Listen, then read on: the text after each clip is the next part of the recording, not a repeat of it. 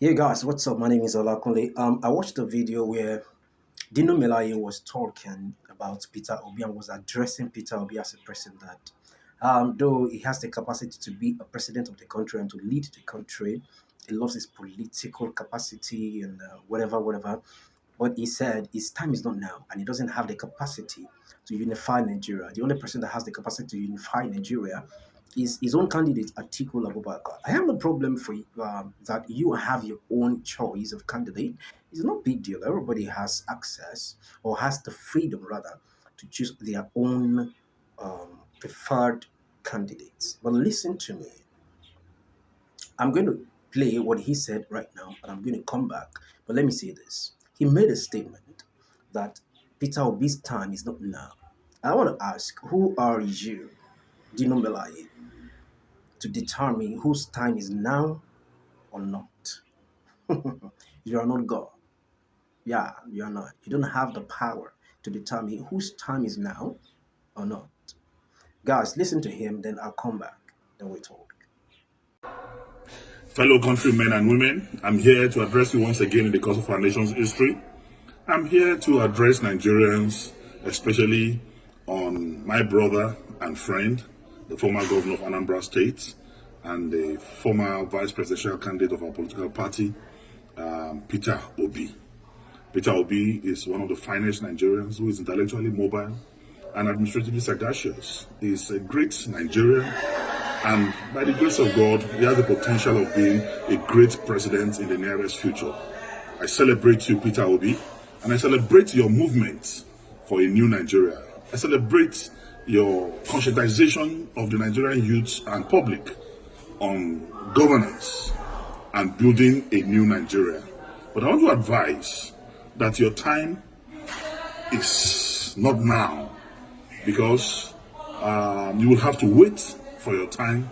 I've listened to your postulations, I've listened to your arguments, I've listened to your deliveries, I've listened to your campaigns, and I can say that 90% of your campaign is dwelling on reducing the cost of governance.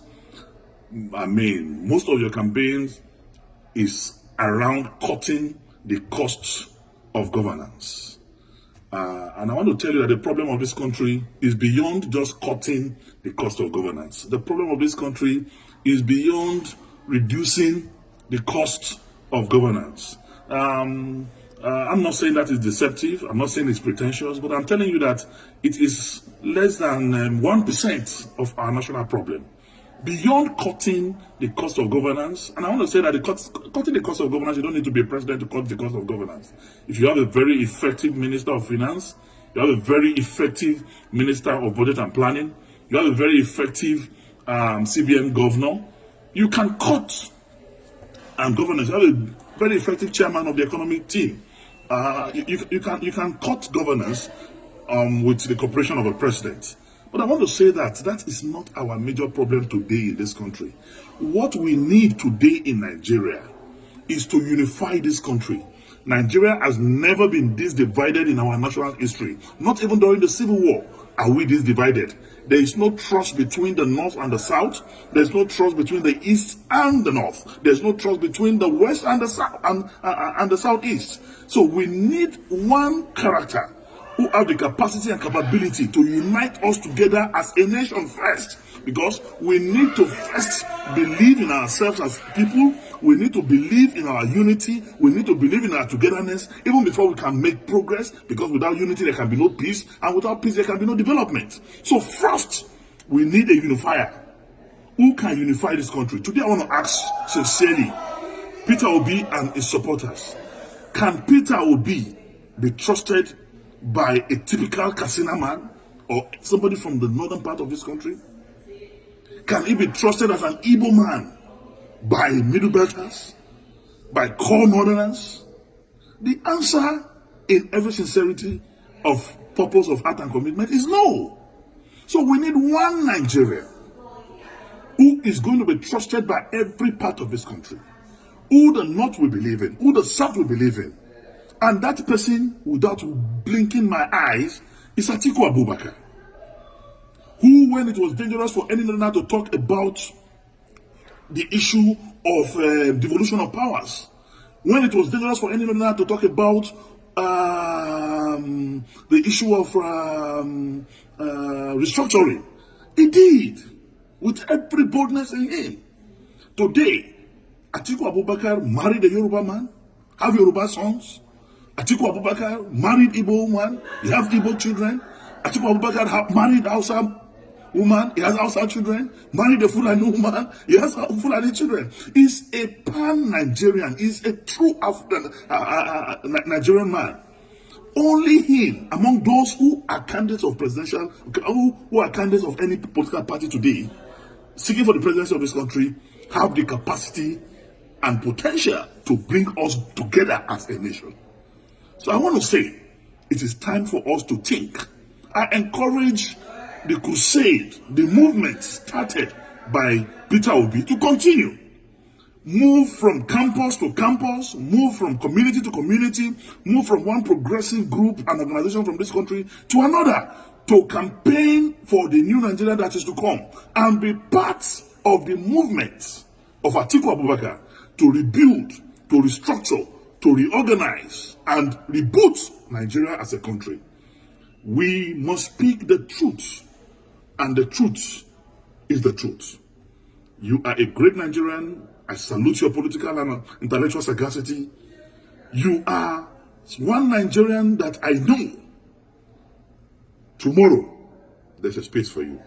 But for today, let us forget the social media drama. Let us forget the diaspora euphoria. The truth of the matter is we need a unifier. We need one Nigerian that can solve the problem of insecurity in this country. We need a Nigerian that will have intel from every security facet of our national life. We need a Nigerian that will get intel from Cameroon, from Chad, from Mali, from Benin. We need a Nigerian that have that capacity to solve the problem of Boko Haram, banditry, and kidnapping, because he has intel and connection with the security network in the sub-African region. And that's Nigerian today. It's Atiku Abubakar. Okay, guys. Now it's funny because I've listened to him very well, and I tried as much as possible to pick good points. But to be sincere with you, Dino is not making any point. That makes sense. First of all, like I said earlier, it is not his in his own power to determine who is next to be the leader of the nation or whose time is now or not. That's number one. Number two, he made a point that Atiku married from different tribes to show that he can relate with different tribes. And I want to ask a question from Dino. Why don't you yourself go and marry from different tribes to know that you're a good leader and you have the capacity to unify the nation? You see, it's crazy how you think as a person, as an educated person, intelligent person, to think that marrying different women from different tribes is a proof or an evidence that someone is capable of unifying a nation. And it's crazy, it's funny. It's very, very funny that you as a person can think like that. And I wonder why you didn't do that. Does that mean that you're not a good leader? Does that mean that you don't have the capacity to unify the nation? You see, when you, all in the name of bias and all in the name of what you are going to eat, and then you are supporting what is not right, it's crazy. You don't deserve to be honored. You don't deserve to be respected. You don't deserve to be honored at all. That apart. Then you made mention cutting off fund that is not the problem. Hello, let me tell you something, sir. As a leader, if you can understand how to manage fund, public fund, then you will make a good leader. Once you don't know how to manage, or once you mismanage public fund, you are not a good leader. You can never unify the nation, because a fund is very important, because that is where you solve most problems of the nation in terms of money. So when you have a leader under whom there is mismanagement of fund of money, Okay, there will always be a problem in the nation. So that leader is not a good leader. So if he mentioned, and of course, cutting fund is not the only thing he has been talking about. In fact, that's not the 90%, because according to you, said cutting fund is the 90% of his campaign. No, you are wrong. He had said a lot of things. He talked about education, he talked about development, he talked about technology, also talked about business, and he's still talking about a lot of things that none of you people, your candidates and the other candidates, had ever mentioned effectively. Let me use that word, effectively. So, Oga, forget about that. Cotton fund is part of national development, because once a fund is mismanaged, then there will be a problem. There will be, in fact, development, expansion, growth will be very, very difficult. That's it, sir. I don't want to say much, but I want to say this, that forget about Peter Obi, campaign for your own candidate, okay? Just support your own candidate, and let's face the person we want to vote for. I believe that Peter Obi is giving most of you headache. He's giving you heartache. I mean, it's disturbing you a lot. So, Uncle, please leave him alone. We have chosen him, and he's the one we pray and we support to become the president. Not just online, we are doing our PVC everywhere, and we are sure of supporting him. Uncle, hello, Jokoza.